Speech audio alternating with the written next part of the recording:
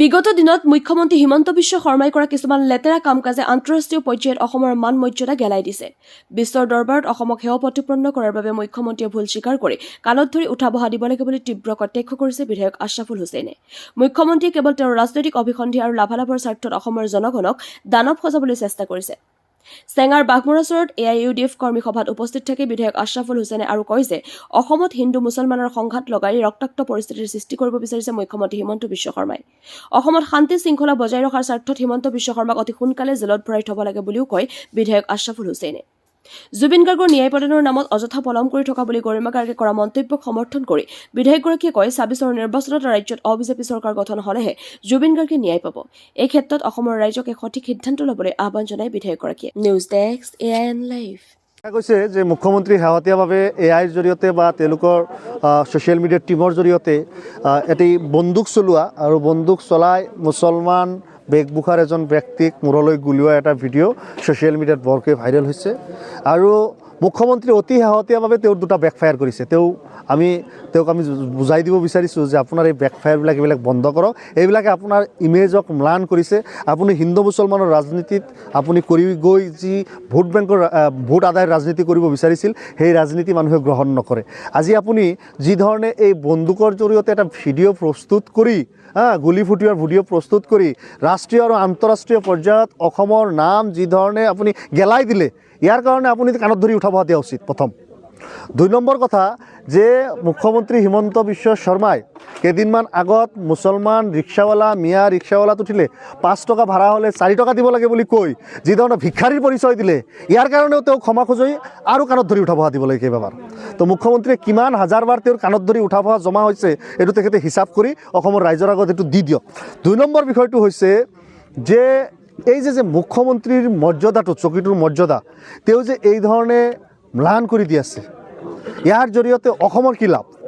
এতিয়া তেওঁ কেৱল নিজৰ ৰাজনৈতিক অভিসন্ধি, তেওঁৰ ৰাজনৈতিক লাভালাভৰ স্বাৰ্থত অসমৰ জনগণক মানুহৰ আগত দানৱ সজোৱাৰ যি প্ৰক্ৰিয়া, এই প্ৰক্ৰিয়াটো তেখেতে বন্ধ কৰক। এই প্ৰক্ৰিয়াটো বন্ধ কৰাটো অত্যন্তই প্ৰয়োজন হৈছে। অসমখনক হিন্দু মুছলমানৰ যুঁজ লগাই ইয়াতে ৰক্তঘাতী সংঘাত লগাবলৈ চেষ্টা কৰা মুখ্যমন্ত্ৰী হিমন্ত বিশ্ব শৰ্মাক অতি বিলম্বে জেলত সোমোৱাৰো প্ৰয়োজনীয়তা হৈছে। যদি অসমত এটি সুস্থ আৰু সাম্প্ৰদায়িক হিংসা বিদ্বেষবিহীন নিৰ্বাচন অসমত পাতিব লাগে, তেনেহ'লে মহামান্য উচ্চতম ন্যায়ালয়, উচ্চ ন্যায়ালয়ে হিমন্ত বিশ্ব শৰ্মাৰ বিৰুদ্ধে এটা ব্যৱস্থা লোৱা উচিত আৰু ইয়াৰ একমাত্ৰ প্ৰতিকাৰ হিমন্ত বিশ্ব শৰ্মাক জেলত সোমাই থওক আৰু জেলত সোমাই থৈ নিৰ্বাচনটো পাতক। তেহে যদি অসমত এটি সুস্থ সাম্প্ৰদায়িক বিষ-বাষ্প কম থকা নিৰ্বাচন এটা হয় তেনেহ'লে হ'ব পাৰে। আমি AIUDF দল কেতিয়াও চৰকাৰ গঠনৰ পক্ষত আমি যে চৰকাৰ গঠন কৰিব পাৰিম এই বক্তব্য আমাৰ কেতিয়াও নহয়। আমি মুখ্যমন্ত্ৰী হোৱাৰো আমাৰ সপোন নাই বা লালসা নাই, আমি মন্ত্ৰী হোৱাৰো আমাৰ দলৰ পৰা কোনো লালসা নাই। কিন্তু আমি এটা অবিজেপি চৰকাৰ হোৱাটো অসমত পোষকতা কৰোঁ আৰু সেই অবিজেপি চৰকাৰ হোৱাৰ স্বাৰ্থত AIUDF দলৰ প্ৰয়োজন যদি থাকে, আমি সদা আৰু সৰ্বদা বিনা চৰ্তে আমাক মন্ত্ৰী বিধায়ক অমুক লাগিব সেইবিলাকত নহয়। আমাৰ চৰ্ত থাকিব জনগণৰ পক্ষৰ চৰ্ত। 10টা চৰ্ত আছে, সেই চৰ্তসমূহ মানি ল'লে আমি অবিজেপি চৰকাৰক সমৰ্থন কৰিম। এয়া আমাৰ প্ৰতিশ্ৰুতি। আমি আজি যে মিত্ৰতাত নাই, তাৰপিছতো আমি মিত্ৰতাৰ সকলো ধৰ্ম পালন কৰি আমি নিৰ্বাচনত প্ৰতিদ্বন্দ্বিতা কৰি আছোঁ। আমি লিমিটেড ছিটত ইলেকশ্যন খেলিবলৈ লৈছোঁ। আমি সকলো প্ৰকাৰৰ ছেক্ৰিফাইচ কৰি তথাপি বিজেপিৰ নিচিনা এটি ফেচিবাদী শক্তিক আমি পৰাভূত কৰিব লাগে। আৰু ফালমি বাই যদি কৈছে কথাখিনি, এই কথাখিনি অত্যন্ত গুৰুত্বপূৰ্ণ। জুবিনদাৰ ন্যায় আমাক লাগিব। জুবিন গাৰ্গক হত্যা কৰা হৈছে, এই কথা মুখ্যমন্ত্ৰীয়ে স্বীকাৰ কৰিছে। অসমৰ মানুহ কনভিন্স যে এইটো হত্যা কৰা হৈছে আৰু এই ন্যায় প্ৰক্ৰিয়াটো যিমান লেহেমীয়া হ'ব, যিমান দেৰি হ'ব, সিমান এইটো ন্যায় প্ৰাপ্তিৰ যি আশা, সেই আশাও ক্ষীণ হৈ আহিব। গতিকে ফাষ্ট ট্ৰেক আদালতত বিচাৰ হ'ব লাগে আৰু সেই বিচাৰৰ জৰিয়তে দোষীক কঠোৰতকৈ কঠোৰ শাস্তি দিব লাগে। জুবিন গাৰ্গৰ হত্যাকাৰী কোনেও যাতে হাৰি যাব নোৱাৰে তাৰ কাৰণে ব্যৱস্থা গ্ৰহণ কৰিব লাগে। আৰু দেখা গৈছে যে বিজেপিৰ বিভিন্ন স্তৰত মানুহৰ লগত এই হত্যাকাৰীবিলাকৰ বিৰাট হলিগলি সম্পৰ্ক আছে, যাৰ কাৰণে এই বিচাৰ প্ৰক্ৰিয়াটো লেহেম হোৱাটো হ'ব পাৰে। ন্যায় পোৱাৰ সম্ভাৱনা আছে। এতিয়া ন্যায়ালয়ৰ ওপৰত বিশ্বাস আমাৰ আছে, কিন্তু চৰকাৰৰ ওপৰতহে বিশ্বাস নাই। গতিকে হিমন্ত বিশ্ব শৰ্মাই এই বিশ্বাসটো কেনেকৈ দিব আমাক? এতিয়াতো তেওঁৰ চৰকাৰ যাওঁ আমি বিচাৰি আছোঁ যে এই চৰকাৰটোৰ পতন হ'ব লাগে, জুবিনে যেনে তেনে ন্যায় পাব লাগে। আমি এতিয়া অবিজেপি চৰকাৰৰ পোষকতা কৰি আছোঁ, য'ত প্ৰয়োজনত UDF থাকিব তাত।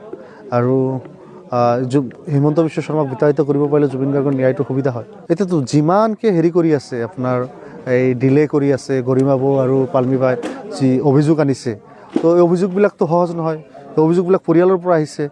এই অভিযোগবিলাকৰ ওপৰত কি তেওঁলোকৰ বক্তব্য থাকে, এই কথাবিলাক আমাৰ জানিব লাগিব। ৰাজ্যত এতিয়া প্ৰায় 2 লাখ কোটি টকা ঋণত ইতিমধ্যে ৰাজ্যৰ অৰ্থনীতি পোত খাইছে আৰু দেখা গৈছে যে হিতাধিকাৰীৰ জৰিয়তে চমক সৃষ্টি কৰিব বিচৰা হৈছে।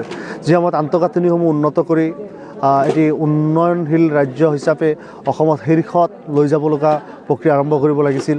যি সময়ত শিক্ষাত আটাইতকৈ বেছি বিনিয়োগ কৰিব লাগিছিল, স্বাস্থ্যত বিনিয়োগ কৰিব লাগিছিল, সেই সময়ত দেখা গৈছে যে যিসমূহ ইমান মৌলিক প্ৰয়োজন নহয়, যিসমূহ দুদিন পিছত কৰিলেও হ'ব, সেইসমূহ ছেক্টৰত পইচাসমূহ তেওঁলোকে ব্যয় কৰিছে। আৰু তেওঁলোকৰ যি চুজ, তেওঁলোকৰ যি পচন্দ, সেই পচন্দটো হিতাধিকাৰী কেন্দ্ৰিক আৰু হিতাধিকাৰীৰ জৰিয়তে তেওঁলোকে নিৰ্বাচনৰ বৈতৰণি পাৰ হ'ব বিচাৰিছে। আৰু বিজেপিৰ দুটাই মন্ত্ৰ, এক হ'ল হিন্দু মুছলমান, 2 হ'ল হিতাধিকাৰী, আৰু এই দুটা মন্ত্ৰৰ জৰিয়তে বিজেপিয়ে বৈতৰণি পাৰ হ'ব বিচাৰে। আৰু আমি ভাবোঁ যে হিতাধিকাৰীৰ ক্ষেত্ৰতো তেওঁলোকে যথেষ্ট পৰিমাণে বৈষম্য আদি কৰিছে। চেঙা সমষ্টিৰ নিচিনা যিবিলাক বিৰোধী সমষ্টি থকা বিধায়ক আছে, সেইবিলাকত যথেষ্ট কম পৰিমাণে হিতাধিকাৰী সৃষ্টি কৰিছে আৰু তেওঁলোকৰ ভোট বেংকৰ এলেকাবিলাকত তেওঁলোকে যথেষ্ট পৰিমাণে হিতাধিকাৰী কৰিছে। এইবিলাকৰ বৈষম্য আমি বিগত সময়ত লক্ষ্য কৰিছোঁ। কিন্তু উন্নয়ন, ঋণ ইত্যাদিসমূহ লৈ থাকে, ঠিকে উন্নয়ন হৈ থাকিব, হৈ থাকে, কিন্তু অসম ইনইকুৱেল ডিষ্ট্ৰিবিউশ্যন অফ ফাণ্ডছ যিটো আছে, এইটো খুবেই মানে লক্ষণীয় যে আমাৰ এই এলেকাবিলাকত আমাক ফাণ্ডৰ ফ্ল'ৰ ক্ষেত্ৰত, ফাণ্ড দিয়াৰ ক্ষেত্ৰত যথেষ্ট কম পৰিমাণে দিয়ে। যিকোনো খবৰ বিজ্ঞাপনৰ বাবে যোগাযোগ কৰক 7896121996।